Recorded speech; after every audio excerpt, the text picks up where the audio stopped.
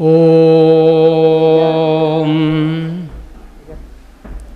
Amen. Amen.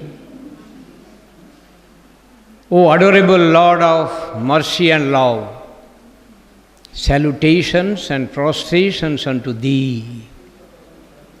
Thou art omnipresent, omnipotent and omniscient. Thou art Sachidananda, Thou art the indweller of all beings. Grant us an understanding heart, equal vision, balanced mind, faith, devotion and wisdom.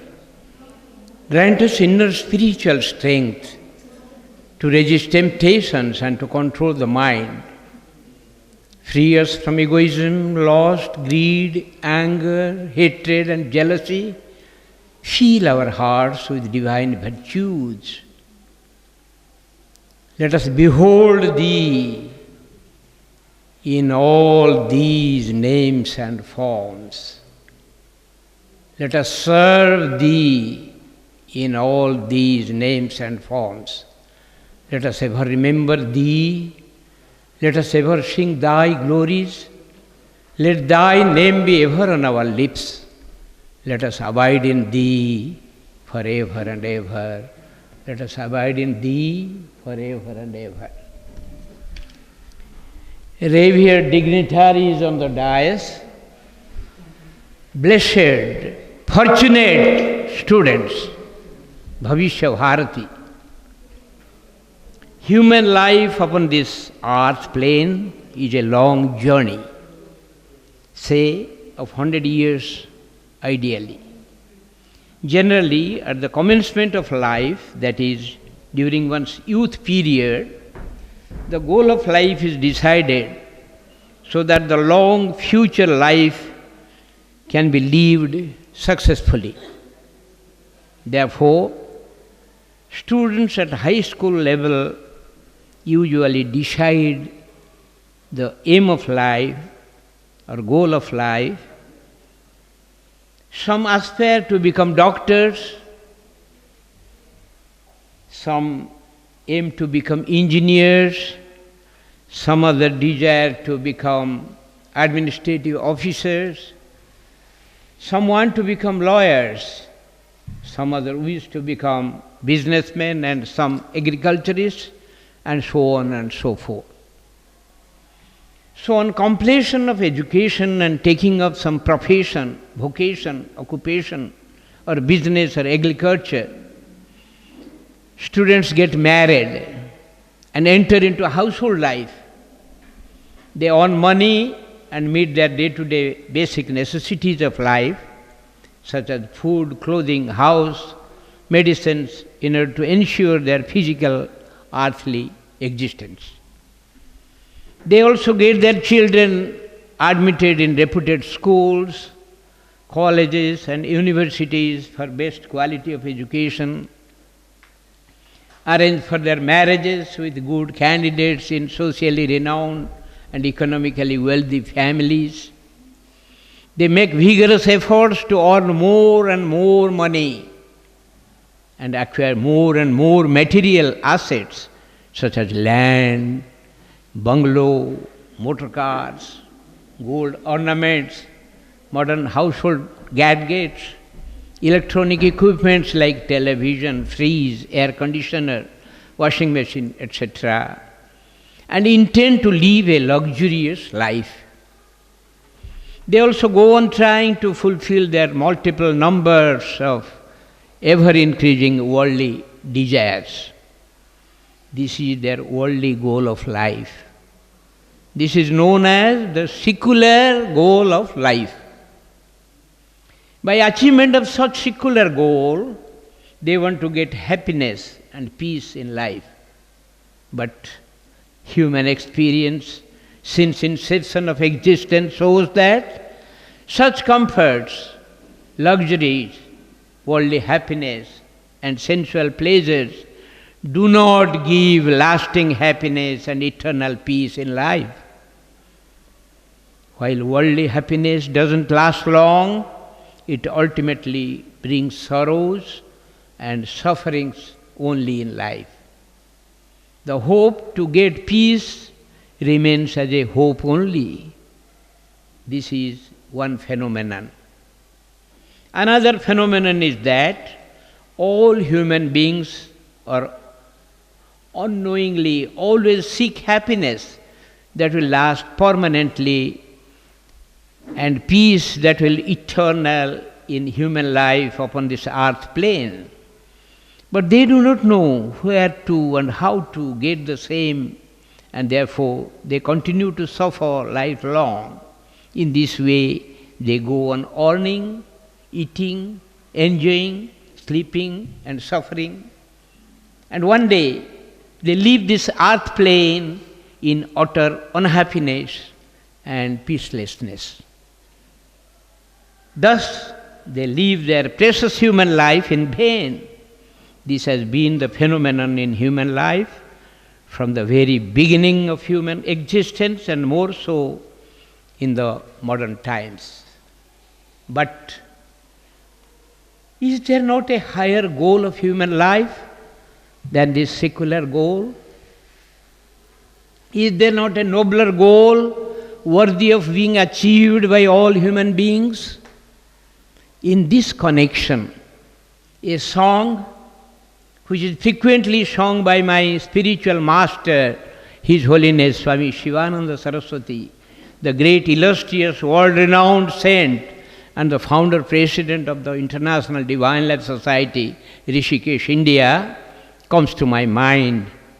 He sings, "Is there not a nobler mission than eating, drinking and sleeping? It is difficult to get a human birth, therefore try your best to realize in this birth. Time sweeps away kings and barons. Where is Yudhishthira? Where is Ashoka? Where is Napoleon? Where is Hitler? Where is Kalidas? Where is Shakespeare? When your throat is choked at the time of death, who will help you? For your salvation, be up and doing in yogic sadhana. You will attain eternal peace, infinite bliss. Be up and doing in Brahma Vichar. You will attain immortality." Our ancient Indian culture, or Bharatiya Sanskriti, envisages and provides for attainment of a higher goal of human life, a noble goal, a lofty goal, a worthy goal, a great goal of human life. According to our Bharatiya Sanskriti, human life is not meant for mere earning, eating, enjoying, sleeping and suffering, and one day leaving this earth plane in futile.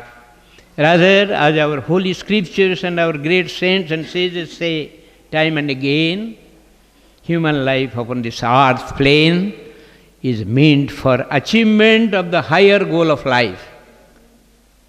The higher goal is to get liberation of one's individual soul from the bondage of the physical human body and from the cycle of birth and death once for all. Punarapi jananam, punarapi maranam, punarapi janani jatari shayanam. Cycle of birth and death. You have to get rid of this. This is called moksha, or God realization. This is also called attainment of immortality. My spiritual master, His Holiness Sri Swami Sivachidananda Saraswati, emphatically says time and again that the goal of life is God realization, and that attain this in this present human life, present birth itself. This higher goal is called spiritual goal of human life. This is the true goal of human life. Achievement of this higher goal of life results in attainment of permanent happiness and eternal peace, which every human being seeks to.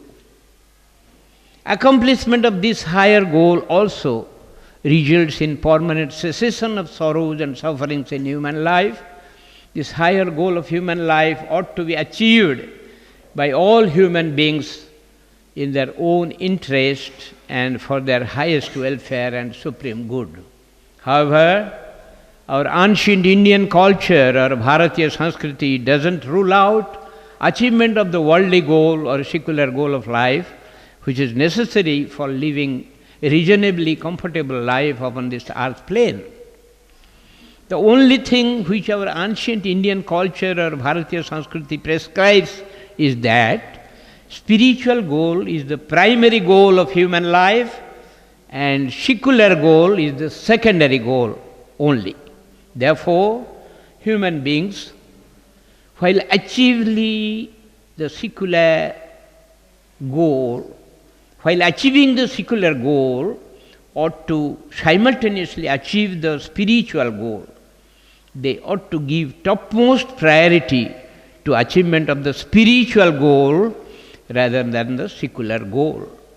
Thereby, they can live both an economically prosperous life as well as a spiritual, happy and peaceful life upon this earth plane.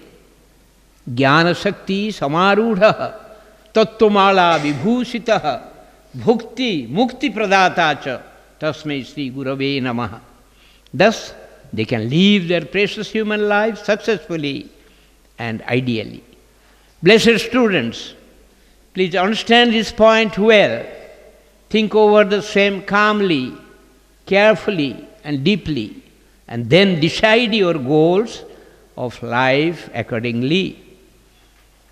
I invoke the choicest blessings of the Almighty Supreme Lord and all saints, sages, prophets and God-men of all nations, religions, faiths and beliefs upon you to enable you to decide your goals of life rightly and achieve the same successfully.